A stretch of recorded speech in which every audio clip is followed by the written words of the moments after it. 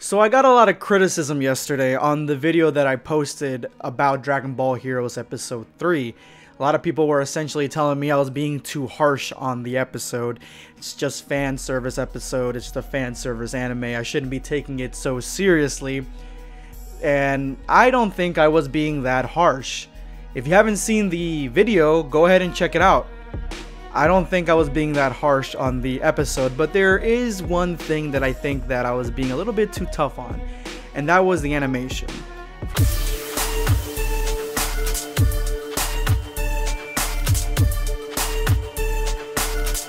Know your place, worm. Prepare yourself. Damn Saiyan.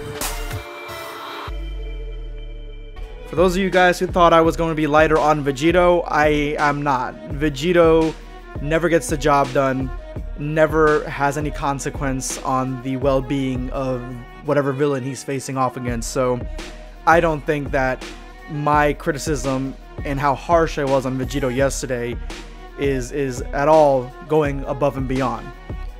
Going back to what I have slightly changed on is the animation. How I stated that it was just so slow and it was a boring fight, essentially.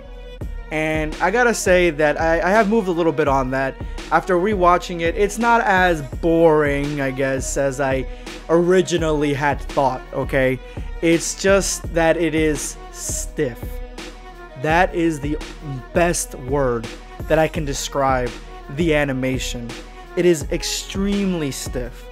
It looks cool. It looks like if it's supposed to be a poster. That's kind of what it looks like. And it probably was, I guess. I'm not an expert in animation. I'm a novice. I'm a noob. I only know a couple of artists here and there from Dragon Ball, from other animes that I really love their style, so I look to see who they are. I don't know every single person. I'm not AnimeAjay, you know. But I had to look into this one because I wanted to see exactly who makes this. And could you believe that the person that made this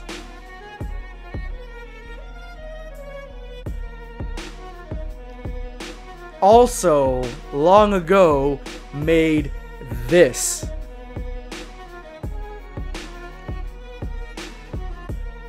One of, if not the best fight sequence that is in the Buu Saga. One of the best in all of Dragon Ball Z. This is the work of Tadayoshi Yamamuro. And essentially, this is the poster boy of Dragon Ball. This is the guy that has created what we think of Dragon Ball since the 90s, essentially. He is essentially the right-hand man of Akira Toriyama when it comes to animation. And it blew my mind. And I realize now why I think that the animation looks so stiff in Heroes. Why it looks like it should be on a portrait or something. It's so beautiful looking, but it moves so slow. And that is because this guy made a lot of concept art, a lot of posters, a lot of game case artwork for Dragon Ball. He's the creator, essentially, or at least the one that pushed and propelled the shininess of Dragon Ball characters. The art that shows these characters as being extremely glossy with a lot of shading and having so much detail, but seemingly looking like they don't have as much. Very blocky, but at the same time, if done the right way, which he has done in the past, it can move seamlessly. Yeah, this is the guy. I honestly had no idea. And now this is getting me excited to kind of look into more of Dragon Ball animation, or just in general. Because it got me thinking, you know, what is it that I see before me? What am I seeing and how did it get there?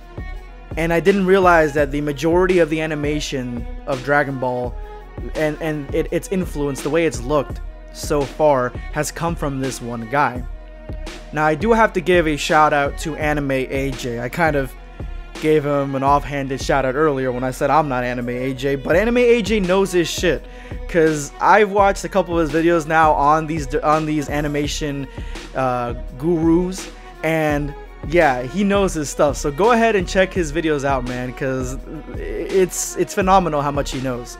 I'm actually gonna go ahead and link the Yamamuro video in the description if you have not seen it. I'm pretty sure most of you guys know who AnimeAjay is and are sub to him. Free shout out, man. Great work.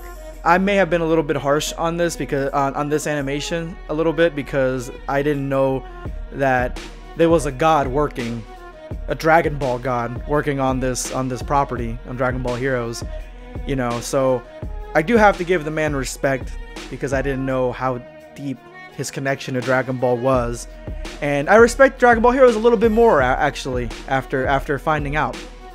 I do still sit on the fact that the animation is just so stiff, and the fight scenes are stiffer than they were in Dragon Ball Super in some of the action scenes.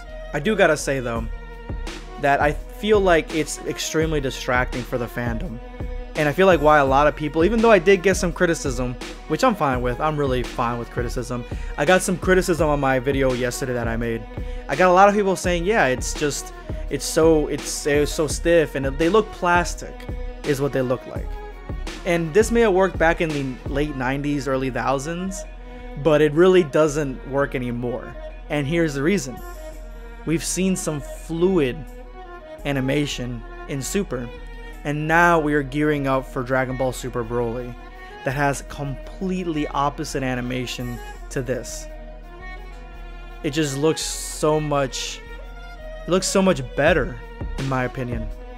And I don't want to, you know, throw any shade at Yamamuro. He's done what he has to do and what he's done. But it just looks better because we've gotten the same thing for decades now. And we're about to get something completely brand new for the most part. A new style that I hope that the new Dragon Ball series goes into in the future. And so I have to make my peace and tell you guys that I was a little bit harsh yesterday on the animation. But I do think it's not entirely my fault. I gotta throw some blame on Dragon Ball Super Broly for looking so damn good. And I'm still upset at Vegito for accomplishing nothing. This is Blackscape, signing off.